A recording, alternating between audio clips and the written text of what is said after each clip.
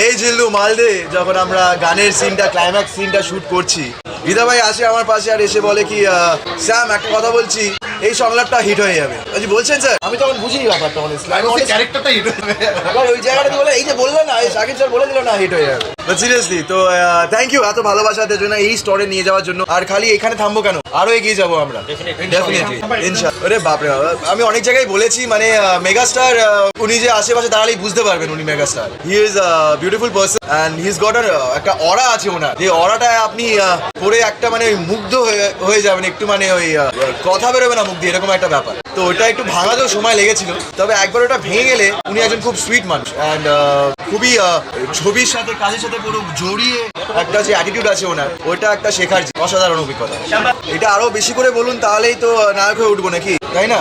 তো এগুলো আরো বেশি করে বলুন, এটাই বলবো। But thank you so much, thank you. আমি প্রচন্ড কৃতজ্ঞ, আমার কাজ ভালো লেগেছে, আমি কৃতজ্ঞ আমার টিমের কাছে আমাকে ওই জায়গাটা দেওয়ার জন্য, এডিটটা দেওয়ার জন্য, আর শাকিব ভাইকে, শাকিবিয়ান্সকে, আর এরকম একটা বড় ছবি করার জন্য যেখানে মানে আমি অনেক রিভিউ দেখছি সারাক্ষণ, আমি পশ্চিমবঙ্গে বসে দেখছি কি যারা মানে জীবনও সিনেমা হলে যায়, তারাও প্রথমবার সিনেমা হলে যাচ্ছে। আর এটাই হচ্ছে একটা সিনেমার পাওয়ার, যে একটা হিট সিনেমার পাওয়ার, টেনে আনার পাওয়ার। ওরে বাবা, প্রচন্ড নার্ভাস ছিলাম, প্রচন্ড, খুব বেশি নার্ভাস ছিলাম আমি। তাই জন্য একবার তার আগে দেখা করতে চেয়েছিলাম সেটে শুটিং করার আগে, তো দেখাটা করে তো কিন্তু উনি ওটা বোঝে ওনার সামনে আসলে অন্য অভিনেতা মানে যারা স্পেশালি আমার মতন যারা প্রথম এরকম একটা কাজ করছে, বড় কাজ করছে, তাদের একটা নার্ভাসনেস হওয়ার যে বিষয়টা, তো সেটাকে উনি ভাঙতে হেল্পও করেন। তো সেটা করেছেন, তার জন্য আমি কৃতজ্ঞ তার কাছে। আর তারপর তো বাকিটা ইতিহাস। জিল্লু, আরিয়ান মির্জা, আপনারা দর্শকরা যা বলছেন সেই ভালোবাসাটা ওনার জন্যই ফুটে উঠেছে অনেকটাই বেশি। এবার দেখুন মানে ছবির ট্রেলারটা তো সবাই দেখেছেন, তবে আমি কাজ করেছি সেটাও শুনেছেন, কিন্তু ছবিটা যা একজন দুজনকে না মানে দেখতে হয় প্রথমে, তারপর যে হাইপটা তৈরি হবে না, সেটার জন্য আমি অপেক্ষা করছি, সেটাই একটা ব্যাপার। তো খুবই সবাই বসে আছে, কিন্তু আসলে যে সিনেমাটা কতটা ভালো সেটা বুঝতে পারছে না এখনো, সেটার জন্য আমার আমি খুব দুঃখিত। তো সেটা আশা করি it will change very soon. Let's hope so ইনশাআল্লাহ, লেটস হোপ সো। ভগবান আশীর্বাদে নিশ্চয়ই হবে। ইটস আ হিউজ মার্কেট দেয়। তো তখন আবার প্রশ্নটা করবেন, তখন আবার আমি উত্তরটা দেবো।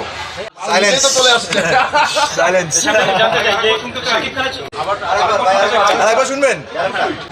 এই জিল্লু মালদে স্যারের মতন করেই বললাম আর না, এবার ওটা পারবো না, ওটা ওনার ব্যক্তিগত। শাকিব খানই হচ্ছে মেগাস্টার শাকিব খান।